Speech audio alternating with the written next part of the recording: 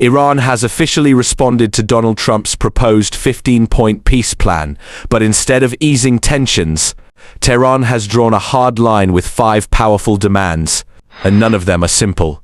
This isn't just diplomacy.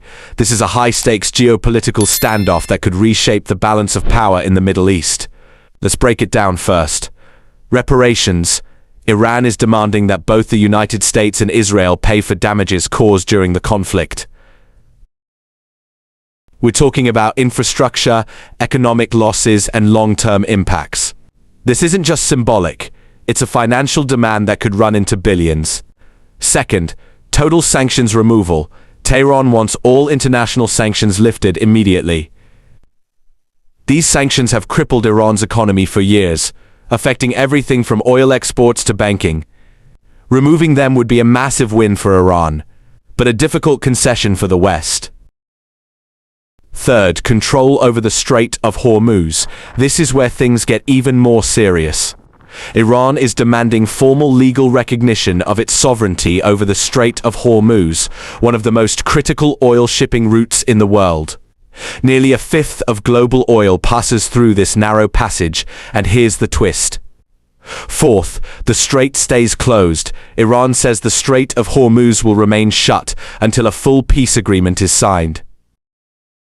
That means global oil supply could be disrupted for an extended period, driving prices up and putting pressure on economies worldwide.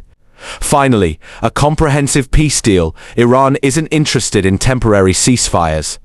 It wants a long-term binding agreement that guarantees security, sovereignty, and economic stability. So what does this all mean? In simple terms, Iran is negotiating from a position of strength. These demands are not just about ending the war. They're about reshaping the rules of engagement in the region, but the big question remains. Will the United States and its allies accept these conditions? Or are we looking at a prolonged conflict with global consequences? Because one thing is clear, this is no longer just a regional issue. This is a global crisis in the making. Iran sends bold signs to Trump and sends demands to Trump. This is about money, as you all know. The war that you've escalated most of our regions, most of our towns. People are dead. And not that. The expensive buildings in Iran, specific places and regions that you've escalated, this is about money.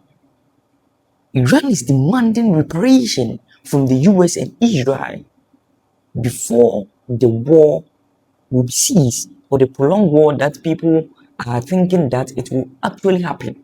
It will cease. Before that, they want to receive funds. This is not just apology that they are going for, apology or to apologize. No, it's not about apology. This is about the funds that they want in order to build their mansions, build their story buildings, build their infrastructures. Actual payments for damage. That's what they desire.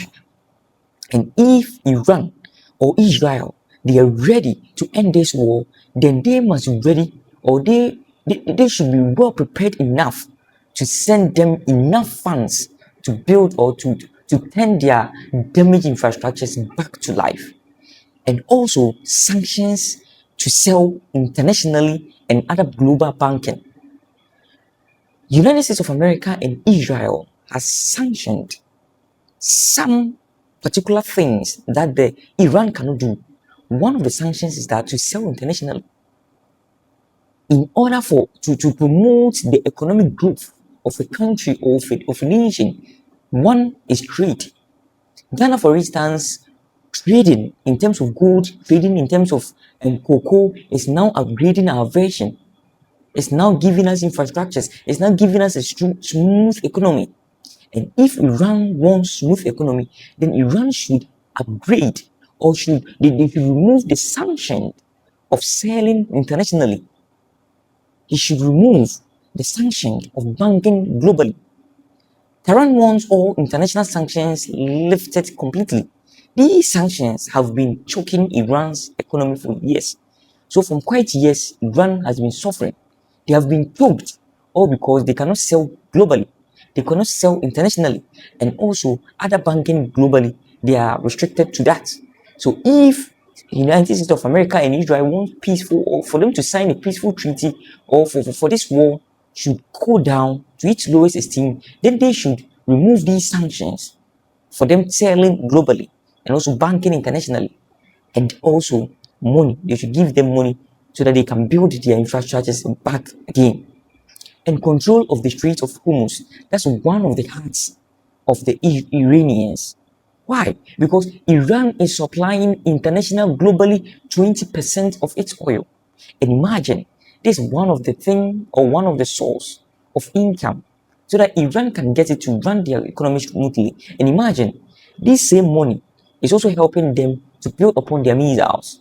And if the control of Strait of Hormuz is now not in their hands, and this is a real power play, United States of America, and they are having the control of it.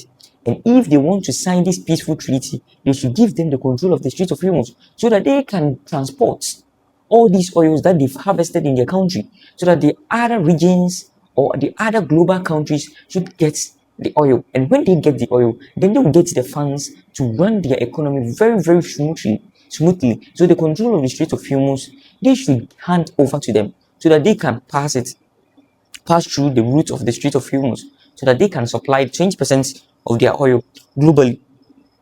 And all sanctions of all the international selling sites should be removed. No deal, no oil flow. No deal, no oil flow.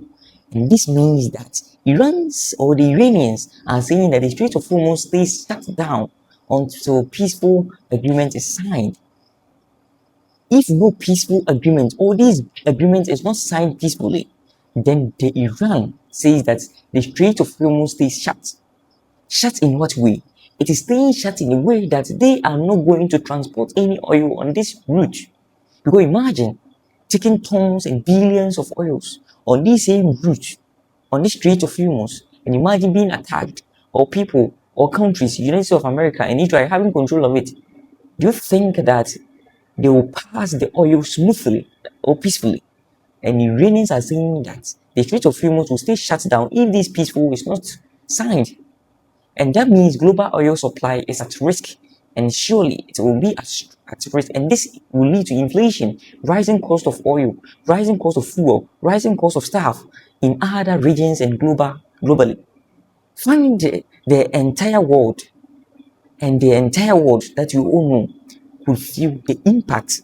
And as I always say that this fight, this war is not about two regions, it's not about two countries, it is affecting globally. Because Iran is supplying 20% of its oil to 20% of countries. Imagine just one country supplying 20%. It means that they are supplying, I think, most of the oils to other countries. And if they are banning or they are being banned of supplying this on this route, then it means that it is going to affect global impact, or the countries surrounding it is going to feel this impact. So this peaceful treaty, if United States of America is not ready to sign this money that they should give to them to remove all these sanctions, to control the Strait of Hormuz, giving them the audacity to control, and also no deal, no oil flow. So without this signing this peaceful treaty, then the Strait of Hormuz will be shut down. By the way, my name is Don. If today is your first time, thank you very much.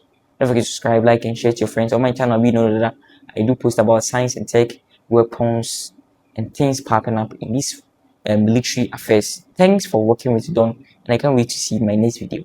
Bye bye.